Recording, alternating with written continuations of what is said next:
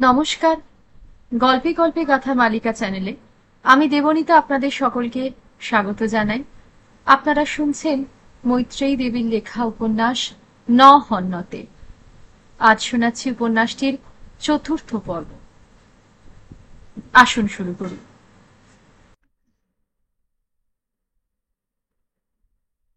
এখন দুটো কাজ নিয়ে আমরা খুব ব্যস্ত। কাকার বিয়ে হবে আর আমার বই ছাপা হবে।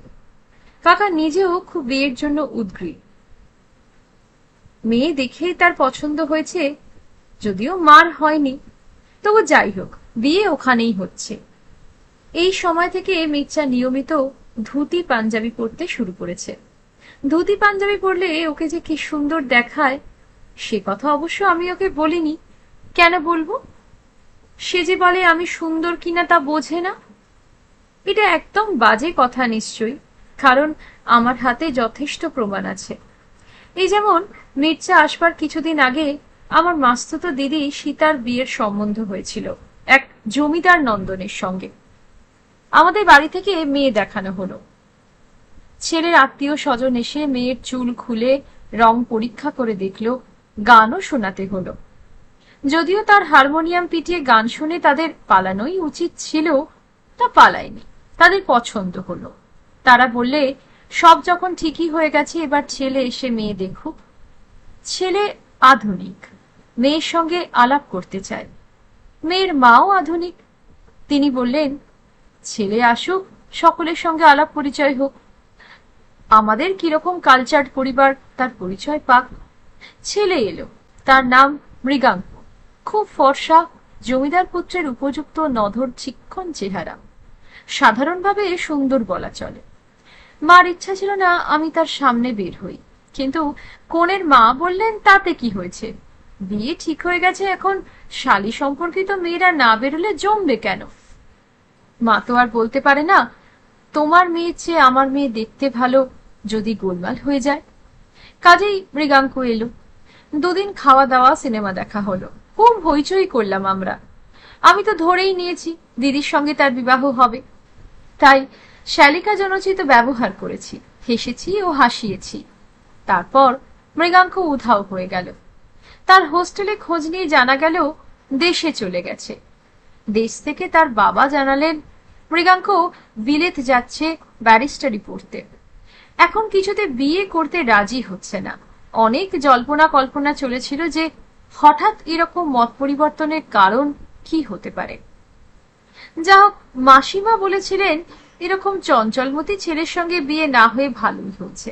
তার এখন শুনছি কয়েকদিন আগে বাবার কাছে বিলেত থেকে সে প্রস্তাব পাঠিয়েছে, আমায় বিয়ে করতে চায়। বাবা মা সকলেই অসন্তুষ্ট। তখনই দিদিকে বলেছিলাম রুকে বের করব না, আত্মীয় স্বজনের মধ্যে এরকম কখনো ভালো? বাবা বললেন, বেশি ফরওয়ার্ড হতে গেলে এমনই দশা হয়।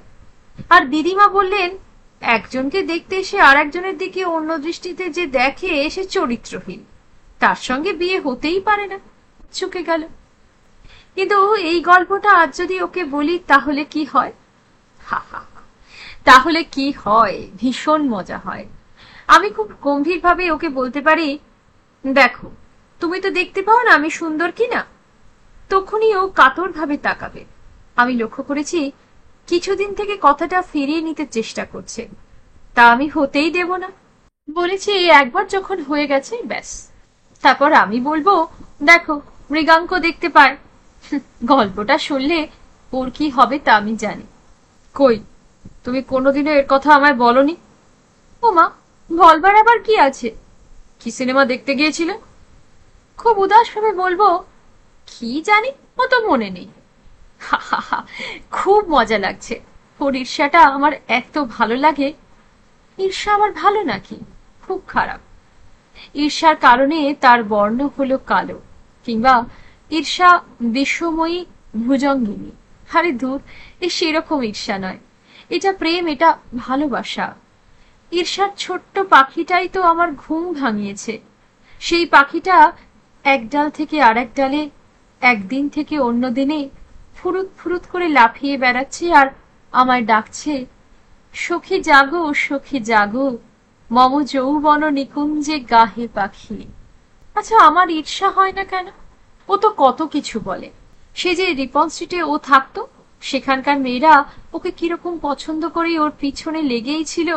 ওকে একদিন বালিশ ছুঁড়ে মেরেছিল, কত কি। ওসব আমার এক কান দিয়ে ঢোকে, অন্য কান দিয়ে বেরিয়ে যায়। শুনতেই ইচ্ছা হয় না। অবশ্য ঈর্ষা হবে কি করে? ও তো ওদের ঘৃণা করে, সেই জন্যই তো পালিয়ে এসেছে। কাজেই আমার এমন কিছু মহত্ব নেই। ও অ্যাংলো ইন্ডিয়ানদের কথা যা বলে শুনে তো অবাক হয়ে যাই। ওদের সকলেরই ধারণা তারা ইংরেজ। আমাদের প্রভু এবং বাঙালিরা অত্যন্ত নিম্ন স্তরের জীব, পশু বললেই হয়। জ্ঞানটির উপর ওদের ঘৃণা এবং রাগ খুবই। ওরা নিজেরা অত্যন্ত অশ্লীল এবং অসভ্য, কিন্তু ওরা বাঙালিদের অসভ্য মনে করে। মির্জার ওখানে থাকতে রীতিমতো কষ্ট হয়েছিল। স্বলন্ত বম হয়েছিল, বিবমিশা। কি আশ্চর্য, আমরা তো এই জাতটাকেই চিনিই না। ওরা কোথায় থাকে, কি করে, কেমন ওদের রীতিনীতি কিছুই জানি না। এক দেশে থাকি আমরা, অথচ কেউ কাউকে জানি না। ওরা আমাদের সঙ্গে এক দেশে বাস করছে এবং চিরকাল আমরা একসঙ্গে থাকবো, তবু কেউ কাউকে চিনতেই পারবো না। ওরা আমাদের সম্বন্ধে কত কুৎসিত কথা ভেবে রেখেছে, আর আমি তো ওদের অস্তিত্বই খেয়াল করিনি। ওরা যে আছে, আমাদের সম্বন্ধে কিছু ভাবছে, এই বা কে লক্ষ্য করেছে? নিচ্ছা না বললে কোনোদিন আমার মনে পড়তো না যে অ্যাংলো ইন্ডিয়ান বলে একটা জাত আছে। ওদের সঙ্গে দেখা হয় ট্রেনে যাতায়াত করবার সময়, আর দূর থেকে রেলওয়ে কোয়ার্টারে ওদের দেখি। আমার কিন্তু ওদের খারাপ লাগে না। ওদের জানলায় পর্দা কেমন টান করে টাঙায়। বাঙালিরা পর্দা টান করে টাঙাতে পারে না। ওরা জানলায় টবে ফুল রাখে, বাগান করে। বাঙালিরা করতে পারে না, তবে ওরা আমাদের ঘৃণা করে, খুবই ঘৃণা করে। মির্চা না বললেও জানি ওরা আমাদের সঙ্গে ট্রেনে এক কামরাতেও চড়বে না। আর আমরা কি ওদের ঘৃণা করি না? খুব করি। বর্ণসংকর কথাটা কি ভালো? ওরা আমাদের জানে না, তাই যদি জানতো তাহলে ঘৃণা করতো না। আমি যদি ওই মেয়েদের সঙ্গে মিশতে পারতাম, তাহলে কখনো আমাকে ঘৃণা করতো না। আজ পর্যন্ত আমার কেউ ঘৃণা করেনি। ওই যে ছেলেটা মাঝে মাঝে মির্জার কাছে আসে, একবার ওর সঙ্গে ভাব করে দেখি কেমন ঘৃণা করে। ইস, ঘৃণা করলেই হলো। আমি যদি বলি, মির্জা, ওর সঙ্গে একটু আলাপ করিয়ে দাও তো, ও আমায় ঘৃণা করে কিনা পরীক্ষা করে দেখব, তাহলে কি হয়? পাখি ডাকবে আবার, মম যৌবন নিকুঞ্জে গাহে পাখি। মির্জা আজকাল রোজই বিকেলে ধুতি পাঞ্জাবি পরে, আর শুনছি ও আর্য হবে, হিন্দু হবে। ও তো হিন্দু শাস্ত্র পড়েছে, তাই বলি ধর্ম ত্যাগ করবার দরকার কি? আমি জানি না ও কেন হিন্দু হতে চায়। এ বিষয়ে প্রধান উৎসাহী কাকা। এমন কি হতে পারে যে ও হিন্দু হলে আর কোনো বাধা থাকবে না, তাই ভাবছে? ভুল ভুল। ও আমাদের সমাজটাকে একেবারেই চেনে না। এখানে কোনো কাজের যুক্তি নেই। বাবা কি জানেন না যে তার ছাত্রদের মধ্যে মির্জা নিঃসন্দেহে শ্রেষ্ঠ? কিন্তু তাতে কি? ও যে অন্য জাত। জাত কি একরকম? একেও অন্য দেশের মানুষ, তারপর খ্রিস্টান। তা যদি নাও হতো, ও যদি হিন্দু বাঙালিও হতো, তাহলেও আমাদের জাত হওয়া চাই। তাতেই হবে না, গোত্র পৃথক হওয়া চাই। হায়, কত যে ছোট বড় নিষেধের গ্রন্থি, তাও জানে না। জানে, সবই জানে, শুনছে তো অনবরত।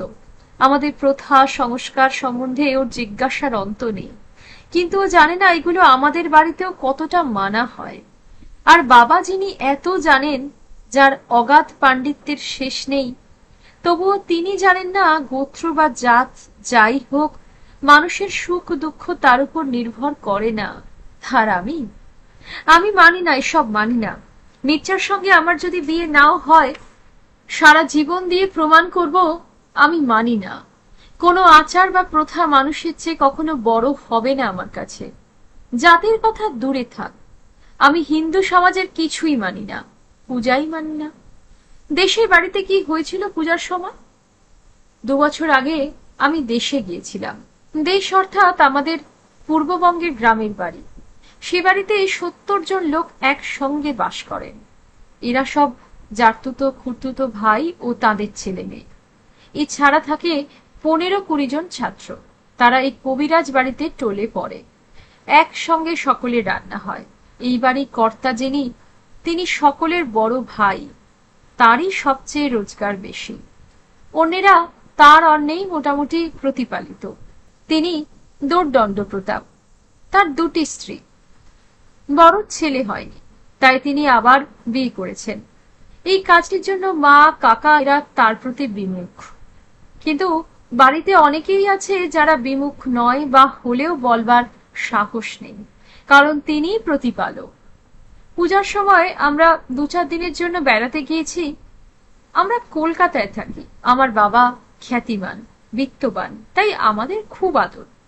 পূর্ববঙ্গের এইরকম বর্ধিষ্ণু গৃহস্থ পরিবারে পূজার আয়োজন বিরাট। কতদিন থেকে প্রতিমা তৈরি হচ্ছে চণ্ডী মণ্ডপে, নাড়ু বানানো হচ্ছে, খই ভাজা হচ্ছে, তিল কোটা হচ্ছে। গ্রামের জীবন বেশি দেখিনি, তাই আমি খুবই উৎসাহিত এবং আমাদের সম্পর্কিত ভাই বোনেরাও গর্বিত ও আনন্দিত। সিল্কের শাড়ি আর মখমলের চটি পরা একটি শহুরে ভগ্নী পেয়ে। যদিও দ্বিতীয় দিনই মখমলের চটি খুলে ফেলে আমি ওদের দলে ভিড়ে গিয়েছি। আমাদের বিরাট দল হয়েছে। আমরা ঘুরে ঘুরে বেড়াই।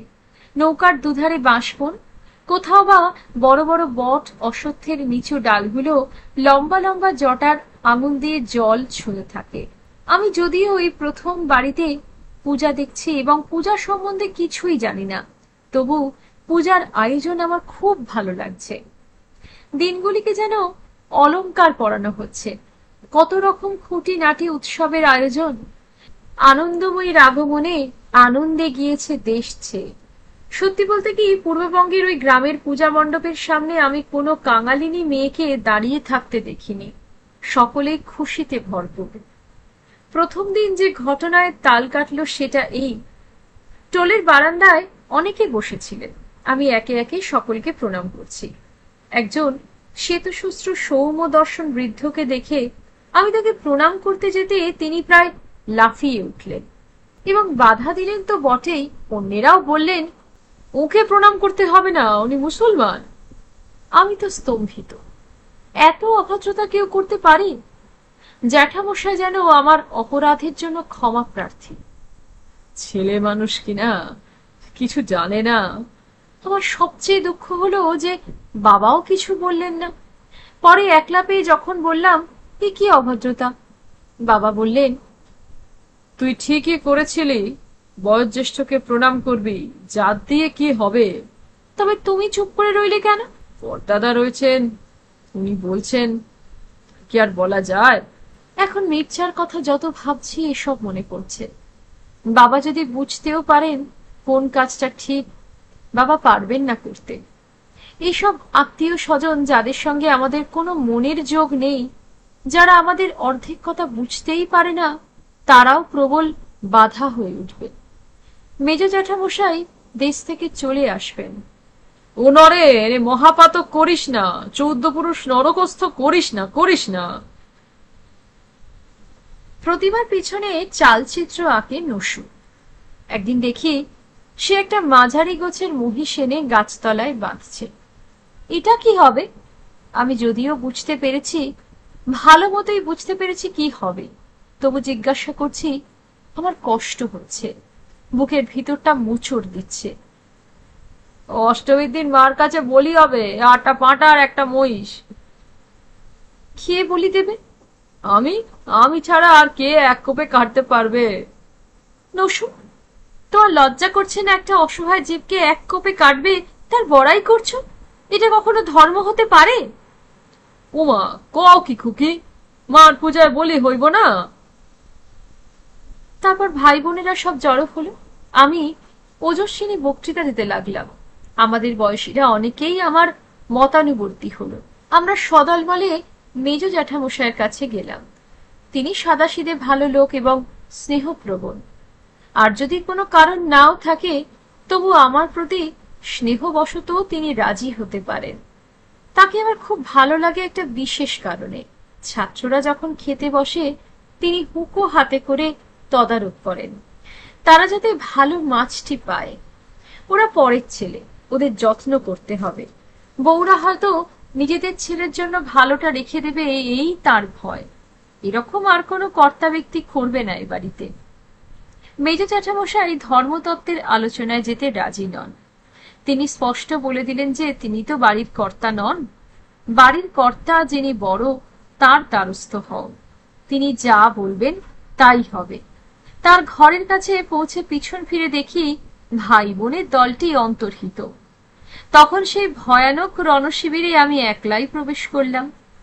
দোর্দণ্ড প্রতাপ কর্তা একটি রোগা ছোট্ট মানুষ, হুঁকো হাতে উবু হয়ে খাটের উপর বসেছিলেন, বয়স 60-এর কাছে। আর তার তরুণী ভার্যা একটি দুগ্ধপোষ্য শিশুকে দুগ্ধপান করাচ্ছিলেন।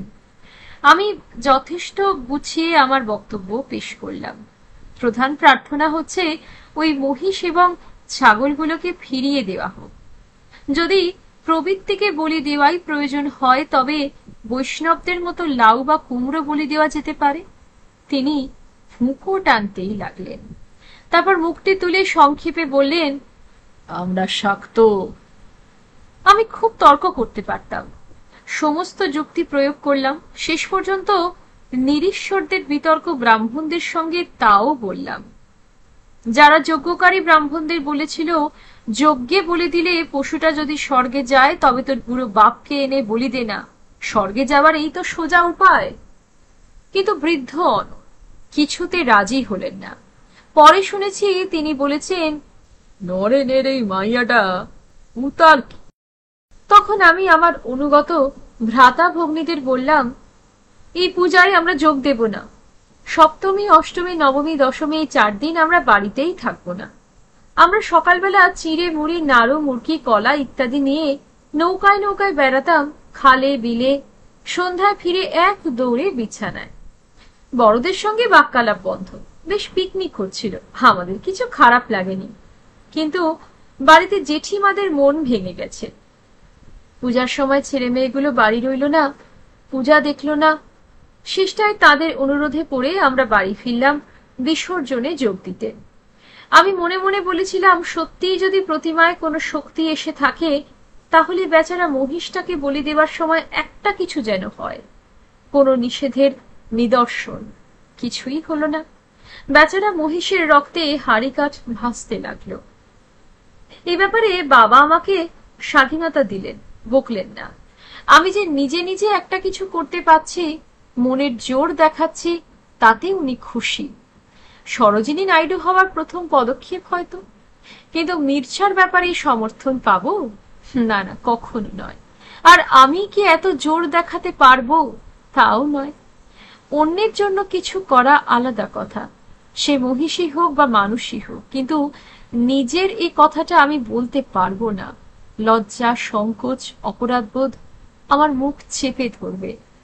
এ বিষয়ে কিছু বলা যায় না। আমি বন্দী, আমি বন্দী, আমি বন্দী। কে আমাকে শক্তি দেবে? আমি মনে মনে বললাম, তুমি হিন্দু হইও না। দেখো হিন্দু হয়ে আমার কি লাভ হয়েছে। হিন্দুত্ব তোমায় কোনো শক্তি দেবে না, বন্দী করবে। ওই প্রথম প্রণয় ভিতে, মন নন্দন অটবিতে, পিক মুহু মুহু উঠে ডাকি। কি আশ্চর্য এই গানটা! ভয় তো সত্যি ভয়। আমি ওর ঘরে দাঁড়িয়ে আছি, এই গানটা গুনগুন করছে মনে। একটা কিছুর প্রত্যাশায় আমি বেপথমতি। ও আমার পিছনে খুব কাছে এসে দাঁড়িয়েছে। ওর একটা হাত আমার কোটি বেষ্টন করে আছে, আর একটা হাত গলার উপর থেকে অসম্পূর্ণ হাড়ের মতো ঝুলছে। ওর মুখ আমার কানের কাছে, গালের উপরে ও আমার কানে ফিস ফিস করে কি বলছে, বোধহয় ওদের ভাষা। আমি তার অর্থ বুঝতে পারছি না। মির্জা, আমার ভয় করছে, বড় ভয় করছে। কিসের ভয়? তোমার কিসের ভয়? আমি কাঁপছি। আমি জানি এখন কি হবে। হাঙ্গার বইটাতে যা আছে তাই হবে। ও আমাকে চেয়ারটাতে বসিয়ে দিয়েছে। আমার শরীর নিস্পন্দন। এখন দুপুরবেলা সারা বাড়ি আলস্যজড়িত হয়ে পড়ে আছে। আমি নিচে এসেছিলাম চিঠির বাক্সে চিঠি খুঁজতে। আমি মনে মনে ভাবছি উঠে চলে যায়, কিন্তু ওর গলা বেষ্টন করে আছি। হাতটা সরিয়ে নেবার শক্তি নেই। আর আমার অনাবৃত বুকের উপর ও তার মুখ রাখছে। আমার শরীর শিথিল, আমার কিছু করবার ক্ষমতা নেই। ওর চুলের সুগন্ধে আমার নিঃশ্বাস ভরে গেছে। ও কি যেন বলছে অর্ধস্ফুট ভাবে, বোধহয় গডেস গডেস। আমি বলছি আমাদের পাপ হচ্ছে মির্জা, পাপ হচ্ছে। কয়েকটি মুহূর্ত মাত্র, একটা শব্দ, কে দরজা খুলল। ও আমায় ছেড়ে দিয়ে সরে গেছে। আমি সোজা হয়ে বসেছি, আমার বিশ্বস্ত আঁচল ঠিক করে নিয়েছি। ৩-৪ মিনিট সময়ও হবে না, এর মধ্যে যেন পৃথিবীটা আমার কাছে বদলে গেছে। আমার জীবনে যে এমন একটা ঘটনা ঘটতে পারে তা ভাবতেই পারি না। আমি মুখে বলছি পাপ হবে, কিন্তু পাপবোধ তো নেই, কোনো অনুশোচনাই নেই। ও আমার চুলগুলো কানের উপর দিয়ে উঠিয়ে দিল। আমি বলছি তোমায় অমৃতা, কোনো পাপ নেই। কিন্তু ভালোবাসা পাপ কেন হবে? ভালোবাসা দিয়েছে কে আমাদের? ঈশ্বর। ভালোবাসাই ঈশ্বর। ঝোড়ো উঠানে নেমে এসেছে, রান্নাঘরে ঢুকছে। কিছু দেখতে পাইনি। আমরা এখন অন্তত ১ হাত দূরে আছি। আমি নির্বিকার। ওকে ডেকে বললাম, ঝোড়ু, চা কর। আচ্ছা, এই যে আমি মিথ্যা আচরণ করলাম, এটা অন্যায়। যদি দণ্ড সহিতে হয় তবু মিথ্যা বাক্য নয়। এ তো মিথ্যা আচরণ নয় কি? কিন্তু এ কথা মির্জাকে বলে তো লাভই নেই। ভালোই তো যে ও পাপ মনে করে না। ও যদি পাপ মনে করে দূরে চলে যেত, লাভটা কি হতো আমার? তাহলে তো ওকে আর পেতামই না। আমি ওকে চাই। ওর দিকে তাকিয়ে দেখছি ও ঠোঁট চেপে আছে, ওর হাত একটু কাঁপছে। ওকে অধীর মনে হচ্ছে। ও ধৈর্য হারিয়েছে কেন? আমি পাপের কথা বলেছি বলে রাগ করলো নাকি? আমার ইচ্ছে হচ্ছে ওর কাছে গিয়ে গলা জড়িয়ে ধরতে, কিন্তু সে তো অসম্ভব। ঝোড়ো উঠে পড়েছে না? আমার অন্য মন এখন ভ্রুকুটি করছে। সে বলছে, না না না, এখানে আর এক মুহূর্তও থেকো না, পালাও পালাও পালাও, এখনই ওর কাছ থেকে চলে যাও। আমি উঠে পড়লাম, ওর দিকে আর তাকালামই না। অস্থির পায়ে দ্রুত উপরে চলে গেলাম। সেদিন রাত্রে আর ঘুমই আসে না। অনেকক্ষণ পর্যন্ত ওর স্পর্শটা আমার গায়ে লেগে রইল। এরকম একটা অভিজ্ঞতা চেপে রেখে সুস্থ থাকা মুশকিল। আমি কিছু গোপন করতে অভ্যস্ত নই। তাই কি ভিতরটা এত অধীর? না অন্য কোনো প্রত্যাশা আছে? কি প্রত্যাশা থাকতে পারে? আমার নিজের চোখ নিজের দিকে তাকিয়ে আছে। যেখানে এক অজ্ঞাত গুহার অন্ধকার, সেই দিকে ফেরানো সে চোখ বিরক্ত ও অনুসন্ধিৎসু। আমি আজ মাটিতে মাদুরে শুয়ে আছি। ঠান্ডা পাথরের মাটিতে গড়িয়ে গড়িয়ে ভাবছি, আচ্ছা, এই অভিজ্ঞতাটা আমি কবিতায় লিখতে পারি? ওরে বাবা, কি হয় তাহলে? মা বাবার চেয়েও আরেকজনকে বেশি ভয়, সজনীকান্ত দাস। সেই ব্যক্তিকে আমি দেখিনি, কিন্তু তার শনিবারের চিঠি, ওরে বাবা, ছেলেদের কলেজে কবিতা পড়ি বলেই আমাকে বকুল বনের পাখি বলে ইঙ্গিত করে কত কি সব লিখেছে। এই ঘটনার আভাস পেলে আমাকে শায়েস্তা করে দেবে। নিশ্চয়ই অনেক লোকই এসব বিষয় লিখেছে। এমন তো হতে পারে না শুধু আমারই মন এত বিস্ময়ে ভরে গেছে। তবে আমার আর লেখার দরকার কি? করি ও কোমলে একটা কবিতা আছে, ওটা ভালো নয়, আমি ওটা পড়ি না, চাপা দিয়ে রাখি। এমন একটা কবিতা যে কেন মহাকবি লিখতে গেলেন, আমার সেই ২-৩ মিনিট সময়টা ভাবতে ভালো লাগছে। আমার ভয়ও করছে, আমি আচ্ছন্ন হয়ে যাচ্ছি। আমি জানি না এই অনুভূতির উৎস কোথায়, শরীরে না মনে। আরেকজন আমার প্রিয় কবির কবিতা মনে পড়ছে, What's are but loads of chain in my flight of fire?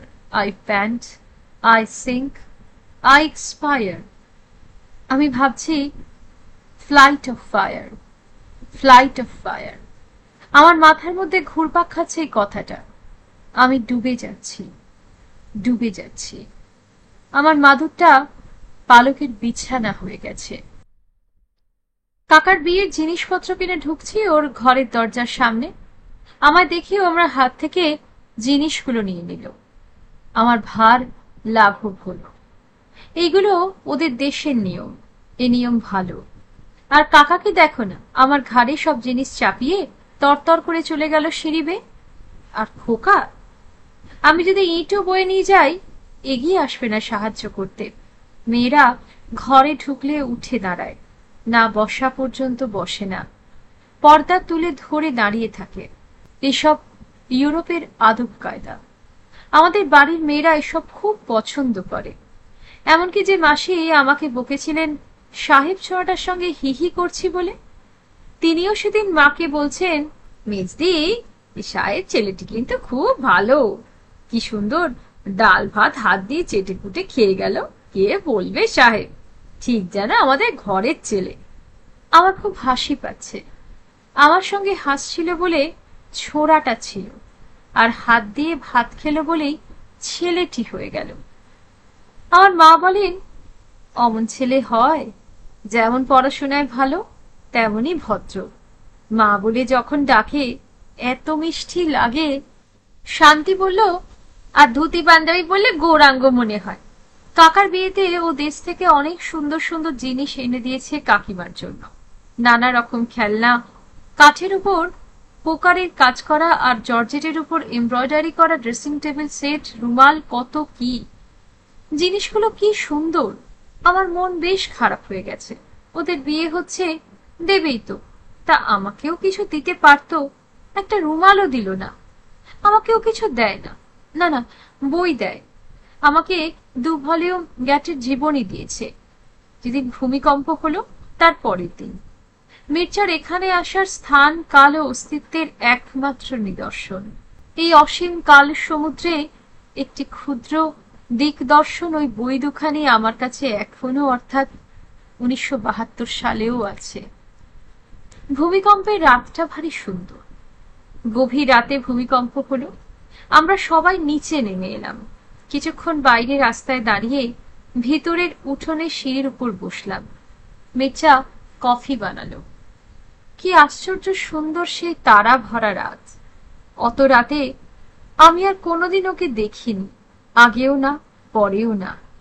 তাই সেই রাতটা দীর্ঘদিন পর্যন্ত একটা মৃদু সুগন্ধের মতো মন ছেয়েছিল। রাতের একটা নিজস্ব রূপ আছে, আর মানুষের চোখেও তা একটা বিশেষ দৃষ্টি দেয় নিশ্চয়ই। এত রাতে আমি যে ওকে দেখলাম, সেই সুখটাও স্থায়ী করে দিল। পরের দিন ওই বইখানা দিয়ে, তাতে আমার নাম লিখেও লিখল, as a token of friendship after the earthquake of 28 July 1930। ও বললে, ওদের দেশের নিয়ম, ভূমিকম্পের পরে বন্ধুকে কিছু উপহার দিতে হয়। মির্জা আমার কাছে গেটের জীবনী সম্বন্ধে অনেক কথা বলেছিল। বইটা থেকেও শুনিয়েছিল সেই যে কবি, যিনি আলো চেয়েছিলেন, আলো, আরো আলো। আমি বুঝতে পেরেছিলাম এই সত্যিকারের আলোর কথা নয়, অর্থাৎ তার মৃত্যু আচ্ছন্ন চোখে সূর্যের আলোর প্রত্যাশায় নয়। এ হচ্ছে প্রতীক দিয়ে বলা, যেমন জ্ঞানের আলো, বুদ্ধির আলো। আমাদের কবিও লিখেছেন, কোথায় আলো, কোথায় ওরে আলো, বিরহানলে জালোরে তারে জালো, বিরহানলে। বিরহানলে আলো জ্বালিয়ে লাভটা কি? মিলনে কি আর আলো জ্বলে না? সব কাব্যে, সব দেশের কাব্যে খালি বিরহের জয়গান। কেন? বিরহ কি? যদি মির্জা চলে যায়, তাহলে আমার যে কষ্টটা হবে সেটা বিরহ। কি ভয়ানক! ও যখন নিচে আছে, আমি উপরে, তখনই আমার কত কষ্ট হয়। আর একেবারে চলে গেলে, তাই নিয়ে আবার আলো জ্বালানো, সে গাঢ় অন্ধকার আমি কল্পনাও করতে পারি না। ওই কষ্ট পেয়েই তো মেঘদূতের যক্ষ বেচারা বিরহের আলো নিভিয়ে দিয়ে মিলনের স্বর্গের কথা ভেবেছিল। স্বর্গ, সেই তো স্বর্গ যেখানে আনন্দে ছাড়া চোখের জল পড়ে না, যেখানে প্রণয় কলহ ছাড়া বিরহ হয় না, যৌবন ছাড়া বয়স নেই। মেঘদূত মনে পড়ে আমার মনটা প্রসন্ন হয়ে গেছে।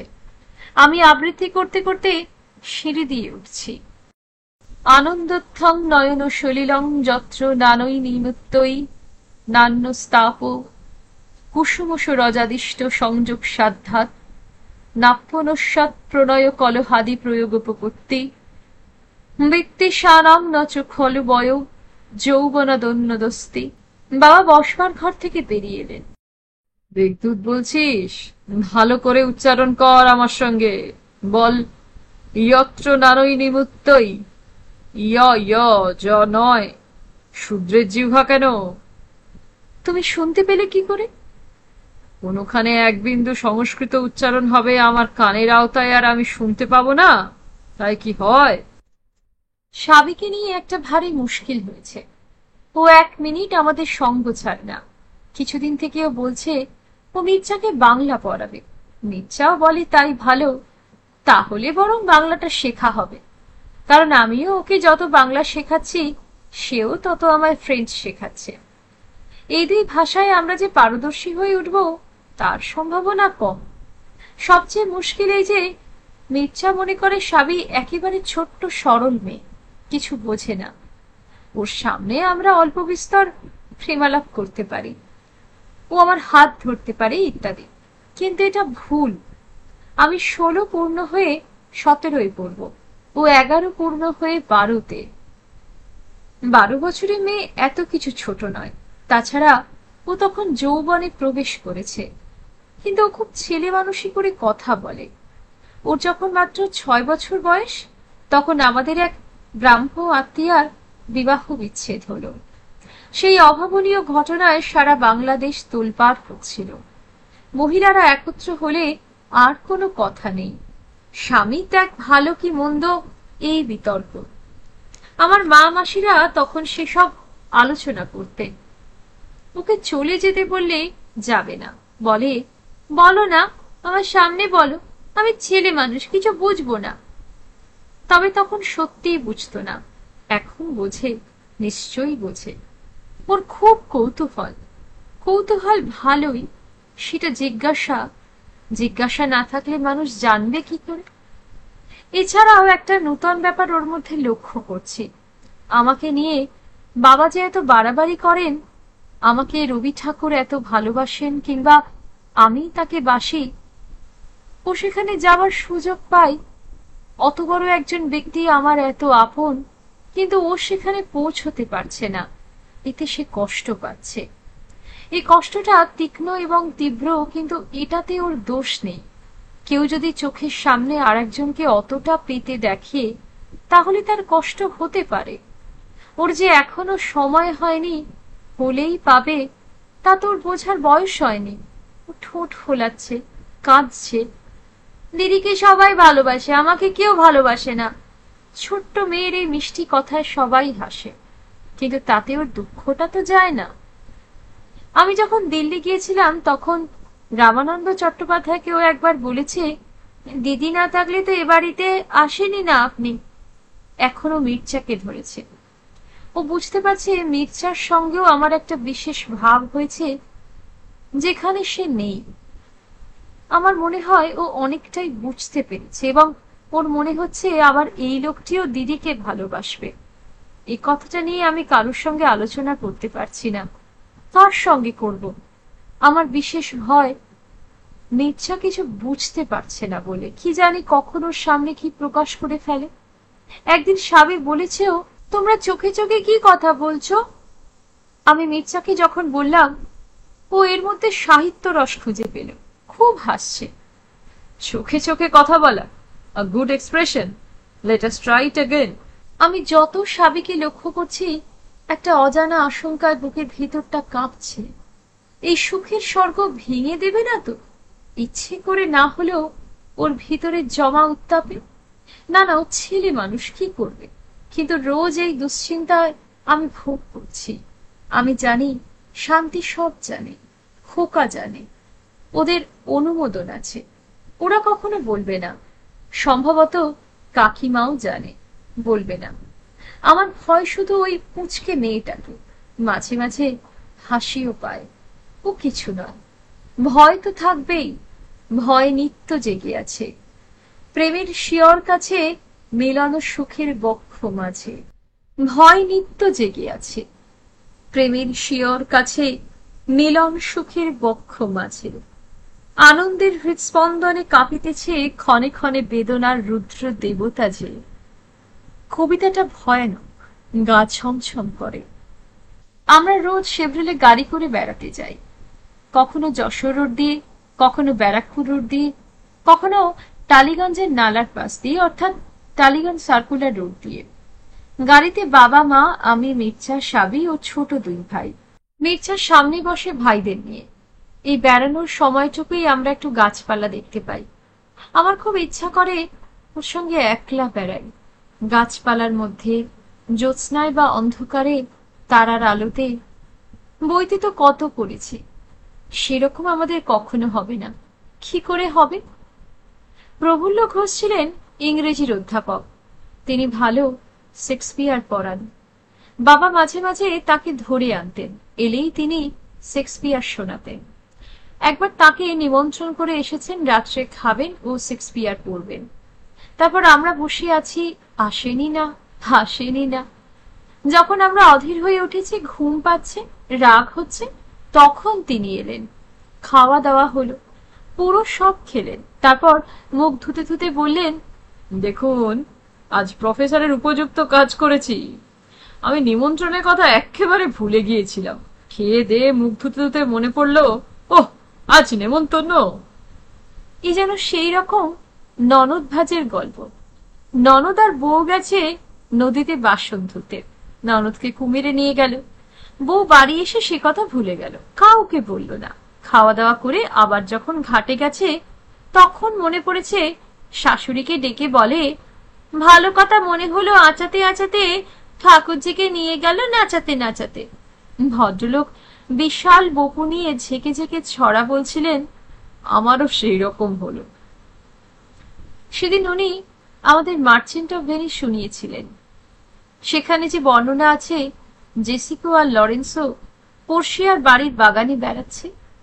লরেন্সো বলছে, the moon shines bright in such a night as the sweet wind did gently kiss the trees.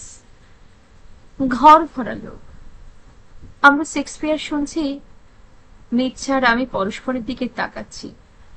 এক ঘর লোকের মধ্যেও অবশ্য একলা হওয়া যায়, কিন্তু তার চেয়ে আরো ভালো সত্যি একলা হওয়া। আমি ঘুরিয়ে ঘুরিয়ে লাইনগুলো মনে করতাম। আমরা কি কোনোদিন একলা বেড়াতে পারবো? হয়তো কোনো জ্যোৎস্না রাতে বা জোনাকি জলা সন্ধ্যায় আমরা হেঁটে বেড়াতে একটু দূরে গিয়েছি। সাবি সঙ্গ ছাড়বে না। In such a night as this, পাশাপাশি থেকেও বিরহ হচ্ছে, আবার দূরে দূরে থেকেও মিলন হয়। এক এক সময় ও যে ওই সামনের সিটে বসে আছে, তাতেই আমার মন ভরে যায় আনন্দে। পাঞ্জাবের রেখার উপর ওর গলার লাইনটা দেখা যাচ্ছে। ওইদিকে তাকিয়ে আমার শরীর শিহরিত হয়। আমি ভাবি, আর কিছু দরকার নেই, ও দূরে থাকুক, দূরে থাকুক। ওকে একটু দেখলেই আমার যথেষ্ট হবে। এক একদিন আমি মনে মনে প্রার্থনা করতাম, ও যেন গাড়ি থেকে আগে না নামে, তাহলে আমি নামবার সময় ওর গলাটা একটু ছুঁয়ে দিতে পারি। কিন্তু তা কি হয়? ও তো গাড়ি থেকে সবার আগে নামবে, তারপর হাত ধরে ধরে সকলকে নামাবে। এই তো ওদের নিয়ম। ওকে কিন্তু আমি এসব কথা কখনো বলিনি। আমি ওকে কতটা ভালোবাসি তাও বলিনি, কারণ এখনো আমি নিশ্চিত নয় এই ব্যাপারটা কি, এটাই ভালোবাসা কিনা। আর তাছাড়া তাহলেও নিশ্চিন্ত হয়ে যাবে, ওর ঈর্ষাটা চলে যাবে। যেমন আমার ঈর্ষা নেই, ওর ঈর্ষাটাই আমার সবচেয়ে ভালো লাগে। তাই আমি ইচ্ছে করি এমন সব কাণ্ড করি যাতে ওর ঈর্ষা হয়। যেমন সেদিন লেখক অবাবু ওর ঘরে বসেছিলেন, আমি তার সঙ্গে খুব গল্প জুড়ে দিলাম। দু চারটে ইংরেজি কথা বলে বাংলাতেই গল্প করলাম। কেন আমরা বাঙালি না? উনি আছেন বলে সব সময় ইংরেজি বলতে হবে নাকি? আমি একবার ওর দিকে তাকাইনি পর্যন্ত। সেদিন ওর মুখের ভাবটা আষাঢ়স্য প্রথম দিবসের মতো মেঘাচ্ছন্ন। ঈর্ষা হলেও একটু নিষ্ঠুরও হয়, সেটাই সবচেয়ে ভালো লাগে। আমার এই মনের ভাবটা কি? ককেট্রি? ডিকশনারি দেখতে হবে। কিছুদিন থেকে ওর সর্দারিটা খুব বেড়ে গেছে। আমাকে ধরেই নিয়েছে যেন ওর সম্পত্তি। ওর ধারণা মা, বাবা এবং বাড়ির সকলেই এটা জানে এবং অনুমোদন করে। তবে আর কি, হয়েই গেল সব। আমার বেরি বেরি হয়েছিল, তাই পাপ ফুলে থাকে, সেজন্য পায়ে কবিরাজি তেল মালিশ করি। কিন্তু তার মানে এ নয় যে কখনো খালি পায়ে চলতে পারবো না। পাথরের ঠান্ডা মেঝের ওপর পা রাখতে ভালো লাগে। ও তা হতে দেবে না। ছুটি পড়ো। লঙ্কা খাবার সঙ্গে বেরি বেরি কোনো সম্পর্ক নেই, সর্ষের তেলে বেরি বেরি হয়, তাও বুঝবে না। রোজ একবার করে বলবে লঙ্কা খাবে না। সেদিন খাবার পরে আমি, কাকিমা ও মির্জা খাবার টেবিলেই বসে বসে গল্প করছি। ও আমার উপর রেগে আছে, লঙ্কা খেয়েছি, ওর কথা শুনিনি বলে। ও কাকিমাকে বলছে, কাকিমা, তোমার নতুন বিয়ে হয়েছে, তোমার মাধুর্য প্রয়োজন, তুমি লঙ্কা খেও না। ঝাঁঝালো যেসব মেয়ে তারা যা খুশি করুক। আমি বললাম, যেসব ছেলেরা বেশি মিষ্টি, যাদের সবাই বলে কি ভালো ছেলে, আসলে তাদের কোনো পৌরুষ নেই। তার মানে আমি লঙ্কা খেতে পারি না ঝাল বলে? আমার সাহস নেই। হে বলে ও কাঁচা লঙ্কা ও লেবু শুদ্ধ প্লেটটা এগিয়ে নিয়ে একটার পর একটা লঙ্কা তুলে চিবিয়ে খেতে লাগলো শুধু মুখেই। কি সর্বনাশ, ডাকাত একেবারে। ফেলে দাও, ফেলে দাও বলে আমি উঠে পড়তে যাচ্ছি, ও টেবিলের নিচে দুই পা বাড়িয়ে দিয়ে আমার পা দুটো বন্দি করে ফেলল। গায়ে কি জোর! বেশি টানাটানিও করতে পারি না, কাকিমা বুঝে ফেলবে আমি বন্দি। ও পরপর দুটো তিনটে লঙ্কা খেয়ে ফেলেছে। ওর ঠোঁট ইতিমধ্যে ফুলে গেছে, থুতনি পর্যন্ত লাল হয়ে গেছে, ফর্সা মুখের এখানে ওখানে লাল। ও কিন্তু অবিচলিত। আমি হাত বাড়িয়ে প্লেটটা কেড়ে নেবার চেষ্টা করছি, কাকিমা নির্বিকার, হেসে লুটোপুটি খাচ্ছে। কাকিমা কিছু বুঝতে পারছে না, একটা লোক সামনে বসে আত্মহত্যা করছে সবই বুঝতে পেরেছে। ওর মন আর আমার মন তো একই ধাতুতে গড়া। মা, মা দেখো, দিদি ইউক্লিডার সঙ্গে মারামারি করছে। মা রান্নাঘর থেকে ছুটে এলেন। ও তৎক্ষণাৎ আমার পা ছেড়ে উঠে দাঁড়িয়েছে। মা স্তম্ভিত, চিত্রার্পিত। এমন একটা কাণ্ড ওই শান্ত ছেলেটা করলো! হে কি ইউক্লিড, কাঁচা লঙ্কা চিবিয়ে খাচ্ছ কেন? কাকিমা বললে, ওই রুর কথা শোনেনি বলে। রু কথা শোনেনি বলে? সে কি, সে কি? সেই প্রথম আমি মার চোখে সন্দেহের ছায়া দেখলাম। মা ওর দিকে এক চামচ মাখন এগিয়ে দিলেন, বাটিটা ওর হাতে দিয়ে বললেন, মাখন খাও। মির্জা বাটিটা নিয়ে মাথা নিচু করে ঘরে চলে গেল। মা এইবার খুব রেগেছেন। কখন খাওয়া দাওয়া হয়ে গেছে, এখানে বসে বসে আড্ডা হচ্ছে কেন? তোমাদের কি কারো কোনো কাজ নেই? আমি খুব ভয় পেয়ে গেছি, কিন্তু তৎক্ষণাৎ যেন কিছুই হয়নি এমন ভাব করে বললাম, না মা, আমি শুধু বলেছিলাম ঝাল খেতে সাহস লাগে, তাই বীরত্ব দেখাচ্ছিল, তাই না কাকিমা? হা হা মুখ আর কাকে বলে, লঙ্কা কখনো শুধু শুধু খায়? আমার গলা নিরুত্তাপ, যেন কিছুই না। মা বিশ্বাস করে নিলেন। সন্দেহের মেঘ উড়ে গেল, কারণ মা উড়িয়ে দিতে চান। যাদের ভালোবাসেন তাদের সম্বন্ধে কোনো সন্দেহ মনে স্থান দিতে চান না। অপ্রিয় সত্যের মুখোমুখি হবার সাহস মার নেই। অর্থাৎ তখন ছিল না, শুধু নয়, কোনো দিনও হয়নি।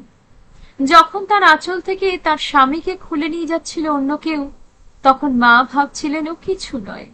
10 বছর ধরে সেই খোলার প্রক্রিয়া চলছিল। মা ভালো মতো খেয়ালই করলেন না, যখন তার সর্বনাশ হয়ে গেছে তখন হঠাৎ চমকে উঠলেন। তার ধারণা আমি বিশ্বাস করেছি বলেই কি আমাকে ঠকাতে হবে? বিশ্বাস করা কি অন্যায়? সেই 16 বছরের মেয়েটাও সেদিন মাকে ঠকিয়ে দিল। ভয়ে অবশ্য অনেকক্ষণ পর্যন্ত আমার বুক দুরু দুরু করেছে।